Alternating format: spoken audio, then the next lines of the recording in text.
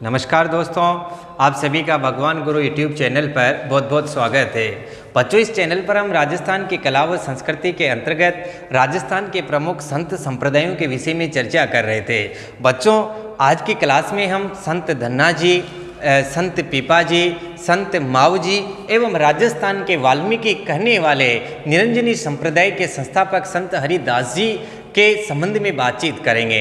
आप लोग पूरी जानकारी के लिए वीडियो लास्ट तक देखें ताकि आप सारी की सारी जानकारियां समझ सके। बच्चों, इस वीडियो में मैं इनकी कुछ कहानियां, कुछ परिचय, कुछ चमत्कार भी आप लोगों को सुनाऊंगा। तो हम करते हैं स्टार्ट राजस्थान के पहले संत से।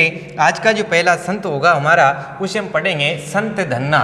सबसे पहले हम पढ़ना प्रारंभ करते हैं बच्चों संत धन्ना के विषय में। ध्यान रखेंगे आप, संत धन्ना। ऐसे तो बच्चों संत धन्ना की अगर हम बातचीत करें तो हमारे राजस्थान में भक्ति को स्थापित करने वाले, हमारे राजस्थान में भक्ति के जनक ही हम संत धन्ना को ही कहते हैं। लेकिन हम बातचीत कर लेते हैं संत धन्ना के विषय में कि जन्म में संत धन्ना का जो जन्म हुआ था वह जन्म कहाँ हुआ था, तो 1415 ईस्वी में। ध्यान रखेंगे आप, 1415 ईस्वी में धुवन गांव टोंक के अंदर। ये बच्चों धुआं कला जिसे हम कहते हैं वर्तमान में, ये धुवन गांव ये कहाँ पड़ता है बच्चों, ये पड़ता है टोंक में। तो ध्यान रखेंगे संत धन्ना का जन्म 1415 ईस्वी में धुवन गांव टोंक के अंतर्गत हुआ था। बच्चों, इनके पिता की अगर हम बातचीत करें तो इनके पिताजी का नाम रामेश्वर जाट था। ध्यान रखेंगे आप, पिता कौन थे इनके, रामेश्वर जाट। ये भी आपको ध्यान रखना है, इनके पिताजी कौन है, रामेश्वर जाट। ये बच्चों आपको ध्यान रखना है, इनके पिताजी का नाम क्या है, रामेश्वर जाट। संत धन्ना जी के जो पिताजी है, संत धन्ना के पिता का नाम क्या है, रामेश्वर जाट। बच्चों, अगर हम बातचीत करें इनके गुरु की तो ध्यान रखेंगे इनके जो गुरु हैं, इनके गुरु का नाम है रामानंद जी। क्या नाम है, रामानंद जी। ये भी किनके शिष्य हुए हैं, रामानंद जी के शिष्य हुए हैं। ये सब बच्चों आपको ध्यान रखना है। फिर मैं आपको बता दूं कि संत धन्ना ने तो कोई अपना पंथ नहीं चलाया, लेकिन इनके अनुयायी इन्हें मानने लगे हैं बच्चों। तो इनका जो प्रमुख मंदिर बन रखा है, ध्यान रखेंगे आप, संत धन्ना का प्रमुख मंदिर। तो इनका प्रमुख मंदिर आपको देखने को मिलेगा बच्चों धुवन गांव टोंक में मिलेगा। कहाँ पर मिलेगा, धुवन गांव में। और ये धुवन गांव कहाँ पर पड़ता है, ये धुवन गांव आपके पड़ेगा बच्चों टोंक में। तो इनका प्रमुख मंदिर आपको कहाँ पर देखने को मिलेगा, धुवन गांव टोंक में देखने को मिलेगा। बच्चों ध्यान रखेंगे इनके मंदिर के साथ एक गुरुद्वारा भी बन रखा है। ध्यान रखेंगे इनके यहाँ पर दो, एक तो मंदिर है और एक गुरुद्वारा है। और एक कहाँ पर है, धुवन गांव टोंक में। बच्चों सर्वाधिक भक्त, इनकी कई सारी बातें करेंगे, लेकिन आप ये भी ध्यान रखेंगे कि इनके सर्वाधिक भक्त कहाँ से आते हैं। तो संत धन्ना के जो सर्वाधिक भक्त आते हैं वर्तमान में, वो कहाँ से आते हैं बच्चों, वो पंजाब से आते हैं। कहाँ से आते हैं, पंजाब से आते हैं। ये सब आप ध्यान रखेंगे। बच्चों, मैं आपको बता दूं संत धन्ना प्रारंभ से ही जो थे वह कृष्ण भक्ति के थे। संत धन्ना प्रारंभ से ही भगवान की भक्ति किया करते थे। एक बार इनके यहाँ पर एक पंडित जी, एक संत आते हैं और वह संत नहा धो करके उनके थैले में से छोटे से शालिग्राम जी की निकाल करके उनकी पूजा अर्चना किया करते हैं। तो संत धन्ना 6 वर्ष के थे। ये भी कहते हैं कि आप मुझे ये जो आपके देवता हैं, भगवान हैं, मुझे भी दे करके जाओ। और वो क्या करते हैं कि इस छोटे से बालक को किस प्रकार शालिग्राम जी दे दिए जाए। तो बच्चों इन्होंने, उस संत ने क्या किया कि एक काला पत्थर उठा करके संत धन्ना को दे दिया। संत धन्ना ने उसकी पूजा अर्चना की, उसे भगवान समझा। उसी संत धन्ना ने उनको आरती, उनकी पूजा ध्यान पूरा किया करते थे, उनको भोग भी लगाया करते थे। और संत धन्ना जो थे उन शालिग्राम जी को, भगवान को खुद अपने हाथों से भोग लगाते थे। भगवान ने इनके साथ बाल क्रीड़ाएं भी की, ऐसा भी हमें उल्लेख मिलता है। बच्चों आप ध्यान रखेंगे कि संत धन्ना के साथ भगवान बाल लीलाएं भी किया करते थे। इनके बाद बच्चों आप ध्यान रखेंगे कि जो संत धन्ना है, इस ऐसे तो ये सगुण थे, लेकिन बाद में जाकर के निर्गुण ब्रह्मा पर इन्होंने बल दिया है। और आप ध्यान रखेंगे निर्गुण ब्रह्मा पर, बाद में जाकर के किस में हो गए, निर्गुण भक्ति। आप डायरेक्ट लिख लेंगे इनकी भक्ति जो है वो कैसी है, निर्गुण भक्ति। प्रारंभ में ये किसकी पूजा किया करते थे, ये प्रारंभ में भगवान कृष्ण की पूजा किया करते थे। प्रारंभ में किसके भक्त थे, प्रारंभ में कृष्ण के भक्त थे। लेकिन बच्चों रामानंद जी से मिलने के बाद प्रत्येक व्यक्ति में इन्होंने, प्रत्येक व्यक्ति में, प्रत्येक इंसान में इनको क्या नजर आने लगे, प्रत्येक इंसान में इनको कृष्ण नजर आने लगे। इसलिए फिर ये बाद में क्या हो गए, निर्गुण हो गए, क्योंकि निर्गुण में निराकार ब्रह्मा होता है जो कण कण में वास करता है, और इनको कण कण में भगवान श्री कृष्ण की छवि नजर आने लगी। तो ये किस में चले गए बच्चों, ये निर्गुण में चले गए। ध्यान रखेंगे, रामानंद जी से दीक्षा लेने के बाद ये जब राजस्थान आए तो राजस्थान आकर के इन्होंने भक्ति का जो स्थापित किए। राजस्थान में इन्हें भक्ति का जनक कहा जाता है। राजस्थान में भक्ति का जनक, आपसे पूछ ले कि राजस्थान में भक्ति का जनक किसे कहा जाता है, तो बच्चों संत धन्ना को राजस्थान में क्या किया जाता है, भक्ति का जनक कहा जाता है। ये सभी बच्चों आप ध्यान रखेंगे। इसके बाद बच्चों आपको ध्यान रखना है कि संत धन्ना के जितने भी अनुयायी है, धन्ना जी के अनुयायी, ध्यान रखेंगे आप, संत धन्ना के जितने भी अनुयायी हैं विवाह में केवल गणेश जी की पूजा करते हैं, बाकी देवताओं की नहीं करते। विवाह में केवल गणेश जी की पूजा करते, केवल गणेश जी की पूजा करते। निम्न में से कौन से जो केवल गणेश जी की पूजा करते, आपसे पूछ ले कि निम्न में से ऐसे कौन से संत हैं जिनके अनुयायी विवाह में केवल गणेश जी की पूजा किया करते हैं, तो बच्चों आप ध्यान रखेंगे कि धन्ना जी के अनुयायी आज भी अपने विवाह के अंदर केवल गणेश जी की क्या किया करते हैं, पूजा किया करते हैं। ये सब बच्चों आपको क्या रखना है, ध्यान रखना है। इसके बाद बच्चों में आपको बता दूं, एक बार संत धन्ना को इनके पिताजी ने खेत में बीज बोने के लिए भेजा, और बीज बोने के लिए भेजे तो रास्ते में संत निकल करके जा रहे थे, संत कुंभ के मेले में जा रहे थे, और संत इनसे कुछ मांग लेते हैं कि हम काफ़ी दिनों से भूखे हैं और आप हमें दीजिए। तो वह बीज के जो गेहूँ थे वो भी इन्होंने संतों को दे दिए, और बच्चों आप उस खेत को ऐसे हाँक जोत करके वापस आ जाते हैं, और तुम्बे पड़े थे उनके बीजों को वहाँ पर फेंक देते हैं। वापस आकर के घर वालों से कह देते हैं कि हमें बोया, और वह करके वापस आ जाते हैं। तो बच्चों उस खेत में तुम्बे तुम्बे तुम्बे तुम्बे हो जाते हैं, और जब भी वहाँ पर लगान लेने का टाइम आता है, लगान का समय आता है, तो 2 तुम्बे लगान में दे देता है। और जब लगान में दिए गए तुम्बे को फोड़ करके देखा तो बच्चों उनमें हीरे मोती निकलते हैं। उन पैसों से यहीं पर इसी गाँव में बच्चों एक मोती तालाब का भी निर्माण करवाया था। ध्यान रखेंगे, आपको यहीं पर क्या मिलेगा, एक मोती तालाब मिलेगा।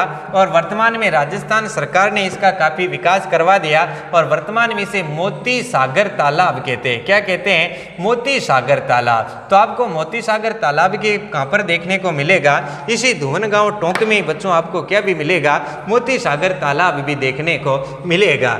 इसके बाद बच्चों आपको ध्यान रखना है, एक बार आप इसका स्क्रीनशॉट ले लें। इसके बाद में कुछ और बातें आपको इनकी बताता हूं कि इनसे सिख धर्म भी प्रभावित था। सिखों के जो 5वें गुरु थे अर्जुन देव, ध्यान रखेंगे आप, उन्होंने गुरु ग्रंथ साहिब का संकलन किया है। सिखों के 5वें गुरु अर्जुन देव ने गुरु ग्रंथ साहिब का संकलन किया है, और गुरु ग्रंथ साहिब के अंदर इन धन्ना जी के पदों को भी लिया गया है। ध्यान रखेंगे आप, गुरु ग्रंथ साहिब के अंदर राजस्थान के कौन से संत के पदों को ग्रहित किया गया है, तो उसके अंदर संत धन्ना के पदों को क्या किया गया है, ग्रहित किया गया है। ध्यान रखेंगे, सबसे पहले तो ध्यान रखेंगे धन्ना जी के पदों को क्या कहा जाता है, तो धन्ना जी के पदों को ध्यान रखेंगे आप, धन्ना जी के पदों को धन्ना की आरती कहा जाता है। क्या कहा जाता है, धन्ना की आरती। धन्ना जी के पदों को क्या कहा जाता है, अरे बच्चों धन्ना की आरती कहा जाता है। ये सब आपको क्या रखना है, ध्यान रखना है।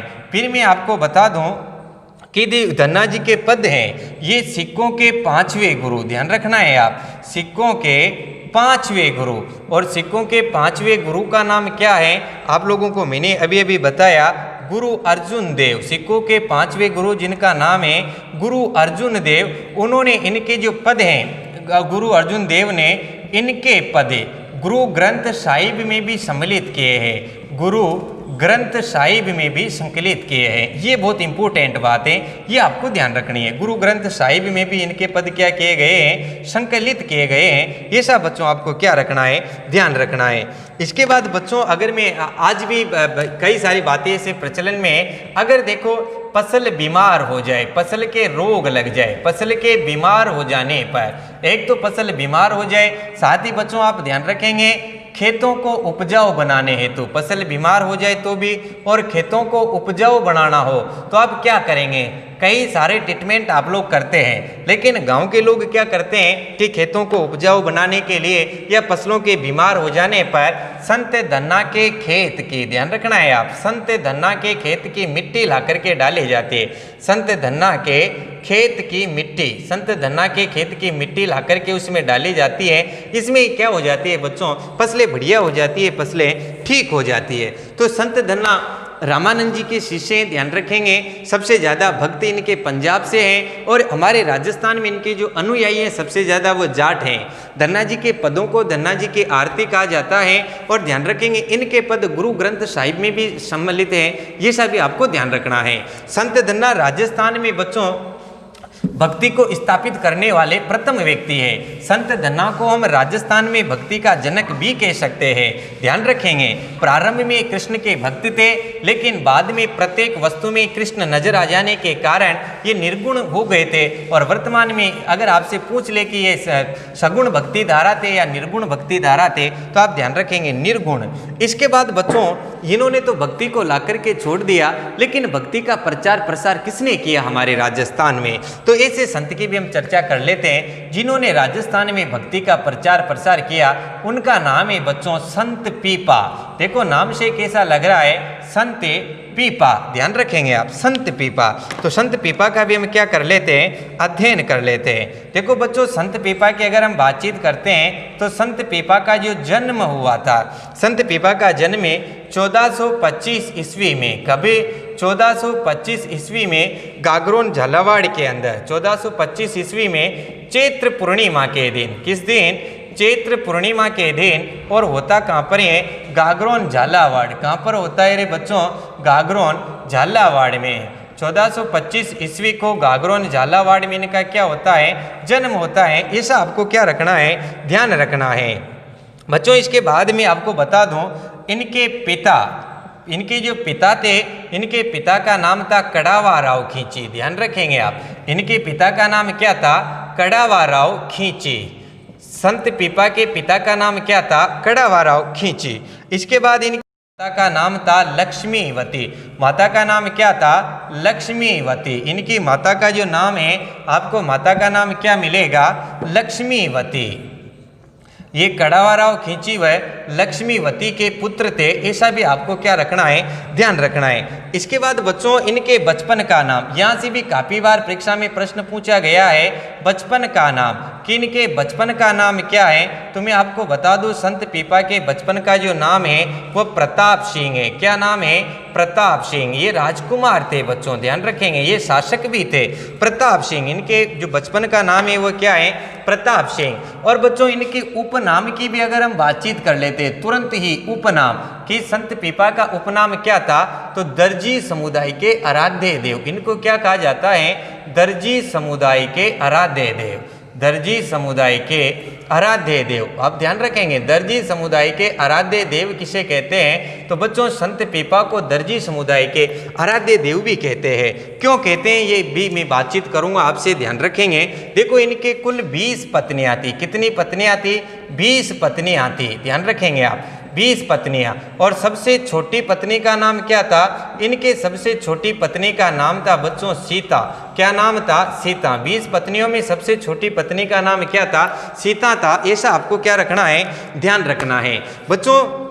ये यहाँ के गागरोन के क्या बन जाते हैं, शासक बन जाते हैं। और गागरोन के शासक बनने के बाद इनके क्या करते हैं कि फिरोज शाह तुगलक से युद्ध करते हैं। ध्यान रखेंगे आप, फिरोज शाह गो रक्षार्थ, गायों की रक्षा करने के लिए फिरोज शाह तुगलक से इन्होंने क्या किया, युद्ध किया। फिरोज शाह तुगलक से युद्ध किया।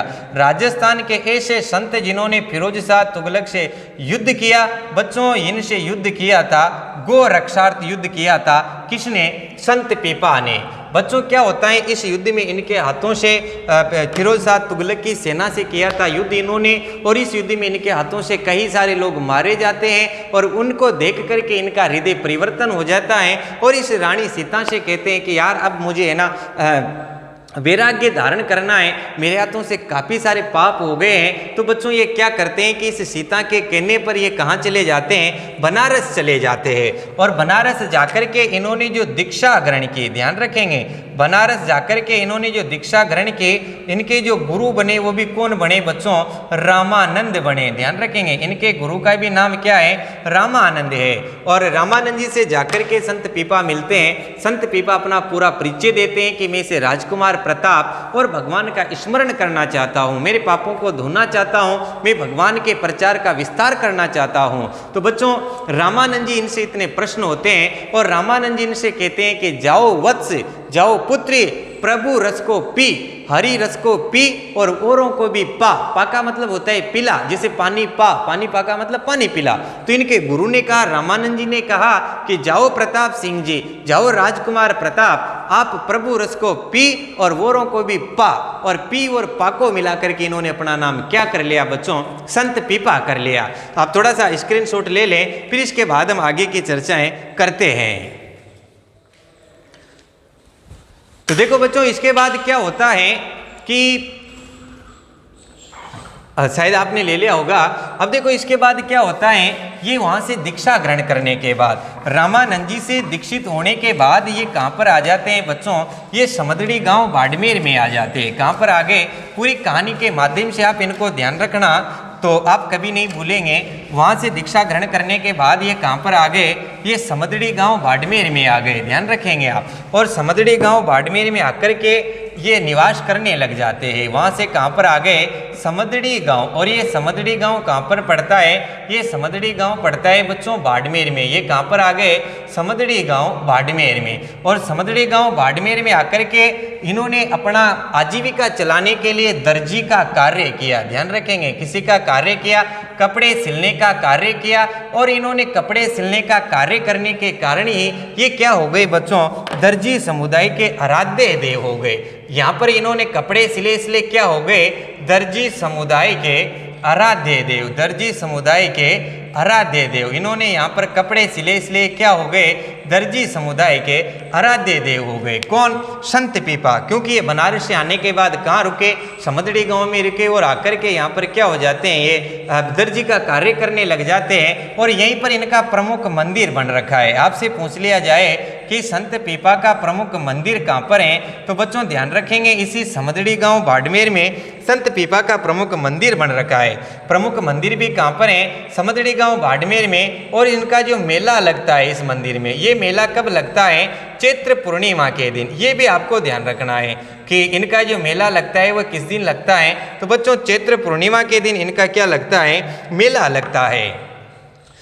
बनारस से वापस समदड़ी गांव आए, यहीं पर इन्होंने दर्जी का कार्य किया, तो दर्जी समुदाय के आराध्य देव हो गए। और इनका प्रमुख मेला जो लगता है चैत्र पूर्णिमा के दिन, वो भी समदड़ी गांव बाड़मेर में आता है। बच्चों ध्यान रखेंगे इनका अधिकांश समय कहाँ पर गुजरता है, टोडा रायसिंह। अधिकांश समय कहाँ पर गुजरा, टोडा रायसिंह। और ये टोडा रायसिंह कहाँ पर पड़ता है, ये टोडा रायसिंह पड़ता है बच्चों टोंक में, ध्यान रखेंगे। अधिकांश समय जो इनका निकलता है टोडा रायसिंह टोंक में होता है। और ध्यान रखेंगे आप चैत्री कृष्णा नवमी के दिन, चैत्र कृष्णा नवमी के दिन इन्होंने यहीं पर अपनी अंतिम सांस ली थी, ध्यान रखेंगे। और चैत्र कृष्णा नवमी के दिन इनके प्राणांत टोडा रायसिंह टोंक में हो गए, जिसे हम कहते हैं आज भी संत पीपा की गुफा।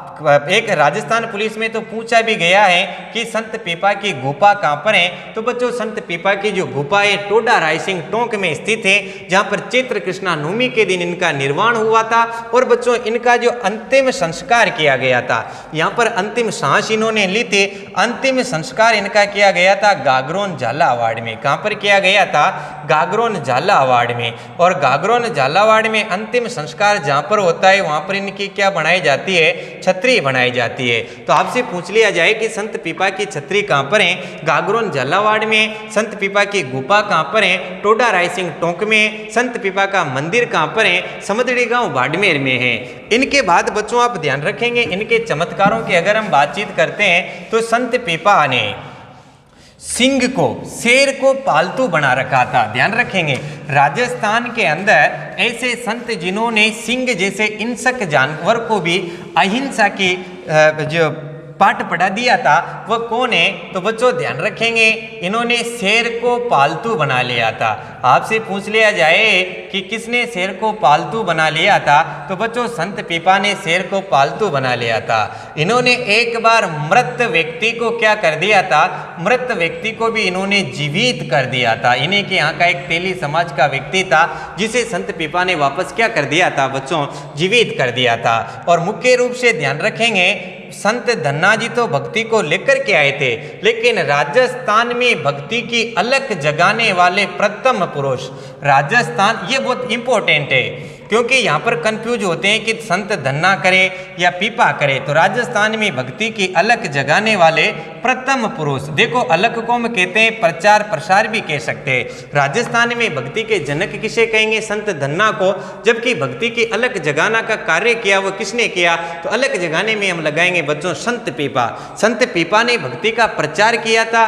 जो संत धन्ना भक्ति को लेकर के आए थे ये भी निर्गुणी थे बच्चों, ध्यान रखेंगे, ये भी निर्गुण ब्रह्मा की उपासना किया करते थे। ध्यान रखेंगे आप, निर्गुण ब्रह्मा की उपासना पर इन्होंने क्या दिया है? बल दिया है। और बच्चों ध्यान रखेंगे कि भगवान के भजन ही, ध्यान रखेंगे, भजन ही मोक्ष का इन्होंने माध्यम बताया है। भगवान का स्मरण करना, मोक्ष प्राप्ति का, ईश्वर भक्ति को भजन भी हम कह सकते हैं। भजन का मतलब भक्ति करना।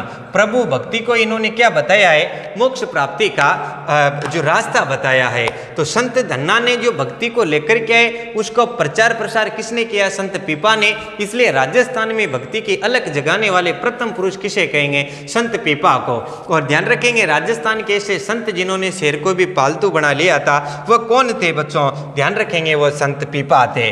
अब हम करते हैं बच्चों बात निष्कलंक संप्रदाय की। ध्यान रखेंगे आप, अभी संत धन्ना और संत पीपा ये दोनों कैसे हैं? निर्गुण हैं। अब हम चल रहे हैं निष्कलंक संप्रदाय। मैंने प्रारंभिक क्लास में आपको ऐसे संप्रदाय पढ़ाए थे जो सगुण भी है, जो निर्गुण भी है, जो दोनों से संबंध रखते हैं। तो अब हम दो ऐसे संप्रदाय पढ़ेंगे जो दोनों से ही संबंध रखेंगे। संप्रदाय का नाम है निष्कलंक संप्रदाय। क्या नाम है? निष्कलंक संप्रदाय। देखो नाम ही कैसा लग रहा है, निष्कलंक है, निष्कलंक संप्रदाय। और ये निष्कलंक संप्रदाय की अगर हम बातचीत करें तो सबसे पहले ध्यान रखेंगे निष्कलंक ऐसा संप्रदाय है जो सगुण के अंतर्गत भी हम माने जाते हैं और ये निर्गुण के अंतर्गत भी माने जाते हैं। राजस्थान के ऐसे संप्रदाय जो सगुण और निर्गुण दोनों से संबंध रखते हैं वह कौन है? निष्कलंक संप्रदाय। बच्चों निष्कलंक संप्रदाय के जो संस्थापक हैं वह संस्थापक कौन है? संत मावजी। ध्यान रखेंगे निष्कलंक संप्रदाय के संस्थापक कौन है? संत मावजी। और अगर हम बातचीत करें संत मावजी के जन्म के विषय में तो बच्चों इनका जन्म हुआ था साबला गांव डूंगरपुर में। संत मावजी का जन्म कहाँ पर हुआ था? साबला ग्राम। और ये साबला ग्राम कहाँ पर पड़ता है? ये साबला ग्राम पड़ता है बच्चों डूंगरपुर में। संत मावजी का जन्म कहाँ पर हुआ था? साबला ग्राम डूंगरपुर में, माघ शुक्ला पंचमी के दिन। ध्यान रखेंगे माघ शुक्ला पंचमी के दिन साबला ग्राम डूंगरपुर में इनका क्या हो गया था? जन्म हुआ था। इनके पिता की अगर हम बातचीत करें तो ये दालम ऋषि की संतान थे, दालम ऋषि के पुत्र थे। ये जो छह बच्चों ये दालम ऋषि के पुत्र थे। दालम ऋषि के पुत्र व केसर भाई के पुत्र थे। इनकी माता का नाम क्या था? केसर भाई था। बच्चों ये सभी आपको क्या ध्यान रखना है कि केसर और दालम ऋषि इनके माता पिता हुए हैं। बच्चों इसके बाद आपको ध्यान रखना है कि निष्कलंक की अवतार भी इनको माना जाता है। ये बचपन में गायें चराते थे, उस वक्त क्या करते? बंसी बजा करके भगवान श्री कृष्ण के जैसे नाचते और गाया करते थे। इसलिए इनको भगवान विष्णु का निष्कलंकी अवतार कहा जाता है। ध्यान रखेंगे आप, किस संत को निष्कलंकी या कलंकी अवतार कहा जाता है तो इन्हें भगवान विष्णु का निष्कलंकी अवतार भी माना जाता है। इस संप्रदाय की मुख्य पीठ भी आपको कहाँ पर मिलेगी? इस संप्रदाय की मुख्य पीठ भी बच्चों आपको साबला ग्राम डूंगरपुर में ही देखने को मिलेगी। बच्चों ये इनकी जो प्रतिमा आपको मिलेगी वह घोड़े पर सवार मिलेगी, घोड़े पर सवार, जिसमें गदा इत्यादि इन्होंने धारण कर रखे हैं हाथों में। और घोड़े पर सवार प्रतिमा की इनकी क्या की जाती है? पूजा की जाती है। बच्चों इनके जो अनुयायी होते हैं, इनके अनुयायी सफेद वस्त्र धारण करते हैं। ध्यान रखेंगे आप, सफ़ेद वस्त्र धारण करते हैं और 4 बजे बच्चों जब प्रारंभ में करते हैं तो प्रभातियाँ गाते हैं और भगवान को जब भोग लगाते हैं जब क्या करते हैं आरोगणा गाते हैं। ध्यान रखेंगे आप, प्रभातियाँ और आरोगणा जो गीतों का संबंध है वो किससे है? निष्कलंक संप्रदाय से। और बच्चों इस प्रकार का जो वल्लभ संप्रदाय में भी आता है तो ये कुछ वल्लभ संप्रदाय के भी नजदीक हैं, इसलिए तो हमने इनको कहा है कि सगुण और निर्गुण दोनों के अंतर्गत क्या करता है? आता है बच्चों। इसके बाद सबसे इंपॉर्टेंट रूप से आप ध्यान रखेंगे चोपड़ा, इन्होंने जो उपदेश दिए, ध्यान रखेंगे आप, संत माऊजी के उपदेश कौन से ग्रंथ में संकलित हैं? ये प्रश्न परीक्षा में काफी बार पूछा गया है। तो संत माऊजी के उपदेश बच्चों चोपड़ा ग्रंथ में सम्मिलित हैं, ऐसा आप ध्यान रखेंगे। मांगड़ी भाषा में इनके उपदेश थे, चोपड़ा ग्रंथ में ये संकलित है बच्चों। इसके बाद आप ध्यान रखेंगे कि इनकी पुत्र वधु थी जानकी और इनकी पुत्र वधु ने सोम माही जाकम नदियों के संगम पर भी इनके लिए एक मंदिर का निर्माण करवाया था। ये भी वहाँ पर अधिकांश समय इन्होंने वहीं पर व्यतीत किया था बच्चों। और वर्तमान में वह मंदिर आज भी स्थित है और वहाँ पर भी इनकी क्या की जाती है? पूजा की जाती है। तो बच्चों ये थे निष्कलंक संप्रदाय, संस्थापक संत माऊजी, साबला ग्राम डूंगरपुर प्रमुख पीठ है। और ध्यान रखेंगे निष्कलंकी भगवान का अवतार माना जाता है, भगवान विष्णु का निष्कलंकी अवतार माना जाता है। और बच्चों ध्यान रखेंगे निष्कलंक संप्रदाय के व्यक्ति सफ़ेद वस्त्र धारण करते हैं और संत माऊजी के वचनों को चोपड़ा नामक ग्रंथ में संकलित किया है। और निष्कलंक संप्रदाय सगुण और निर्गुण दोनों से क्या रखता है? संबंध रखता है। अब हम बच्चों बातचीत करते हैं एक ऐसे और संप्रदाय की जो सगुण और निर्गुण दोनों से ही संबंध रखता है। मैंने पिछले वाले वीडियो में उसके बारे में भी आप लोगों को बताया था, जिन्हें हम राजस्थान का वाल्मीकि भी कहते हैं। और बच्चों ऐसे संप्रदाय का नाम मुझे फटाफट से कमेंट करके बताइए। सबसे पहले आप यूँ बताइए कि राजस्थान का वाल्मीकि किसे कहा जाता है? तो बच्चों अब हम पढ़ रहे हैं निरंजनी संप्रदाय। फटाफट बताइए, आप बताते नहीं हो। निरंजनी संप्रदाय, बताइए कि राजस्थान का वाल्मीकि किसे कहा जाता है? तो बच्चों निरंजनी संप्रदाय की अगर हम बातचीत करें तो इसकी जो प्रमुख पीठ आपको मिलेगी वह गाडा डीडवाना नागौर में मिलेगी। कहाँ पर मिलेगी? गाडा डीडवाना नागौर। इस संप्रदाय की प्रमुख पीठ आपको कहाँ पर देखने को मिलेगी? गाडा डीडवाना नागौर के अंदर मिलेगी। बच्चों मैं बता दूं निरंजनी जो संप्रदाय है ये सगुण भी है और इस संप्रदाय के अंतर्गत निर्गुण भी है। ये दोनों ही प्रकार का संप्रदाय है, सगुण संप्रदाय भी और निर्गुण संप्रदाय भी। बच्चों ध्यान रखेंगे संस्थापक, और इनके जो संस्थापक है उन संस्थापक का नाम है हरि सिंह जी। कौन है? हरि सिंह जी। और बच्चों ये हरि सिंह जी हैं, ये हरि सिंह जी सांकला राजपूत थे। कौन थे? सांकला राजपूत थे। बाद में ये हरि सिंह जी क्या हुए? हरिदास जी। हरि सिंह जी को क्या कहा जाने लगा? हरिदास जी कहा जाने लगा। ये आपको ध्यान रखना है। हरि सिंह जी को क्या कहने लगे, फिर हम बाद में हरिदास जी कहने लगे। बच्चों ध्यान रखेंगे हरि सिंह जी क्या करते थे? डकैती किया करते थे, डाकू का कार्य किया करते थे, इसलिए इनको क्या कहा गया? राजस्थान का वाल्मीकि कहा गया। क्या कहा गया? राजस्थान का वाल्मीकि। ध्यान रखेंगे आप, ये प्रारंभ में डकैती किया करते थे इसलिए इनको क्या कहा गया? राजस्थान का वाल्मीकि कहा गया। बच्चों ध्यान रखेंगे इन्होंने जो समाधि ली थी वह समाधि ली थी गाडा डीडवाना नागौर में। समाधि कहाँ ली थी इन्होंने? गाडा डीडवाना में। ये गाडा डीडवाना कहाँ पड़ता है रे? नागौर में पड़ता है, जहाँ पर वर्तमान में आज भी इनका मेला लगता है बच्चों। फाल्गुन शुक्ला एकम से लेकर के फाल्गुन शुक्ला एकम से लेकर के फाल्गुन शुक्ला द्वादशी तक इनका यहाँ पर क्या लगता है रे? मेला लगता है। लेकिन बच्चों आपसे पूछ ले कि हरिदास जी का जन्म कहाँ पर हुआ था, अगर इस प्रकार पूछ ले तो सभी गाडा डीडवाना नागौर लगा करके गलत कर देंगे। तो एक कापड़ोद गांव में हुआ था। कहाँ पर हुआ था? कापड़ोद गांव में। जन्म तो हुआ था इनका कापड़ोद गांव में, लेकिन बच्चों इन्होंने समाधि ली थी कहाँ पर? गाडा डीडवाना में, इसलिए इनकी प्रमुख पीठ कहाँ पर है? गाडा डीडवाना। मुख्य रूप से ध्यान रखेंगे निरंजनी संप्रदाय के संस्थापक कौन है? हरिदास जी। प्रमुख पीठ कहाँ है? गाडा डीडवाना नागौर। और बच्चों ध्यान रखेंगे इनको क्या कहते हैं? राजस्थान का वाल्मीकि। तो बच्चों आज की क्लास में ये थे 4 संत। आपको क्लास कैसी लगी मुझे कमेंट करके बताइए। साथ ही बच्चों कक्षा को आप शेयर भी किया करें, एवं अभी तक भी आपने हमारे चैनल को सब्सक्राइब नहीं किया है तो आप सब्सक्राइब करके बेल आइकन पर क्लिक कर दे, जिससे आपको नेक्स्ट वीडियो के नोटिफिकेशन प्राप्त होते रहेंगे। धन्यवाद।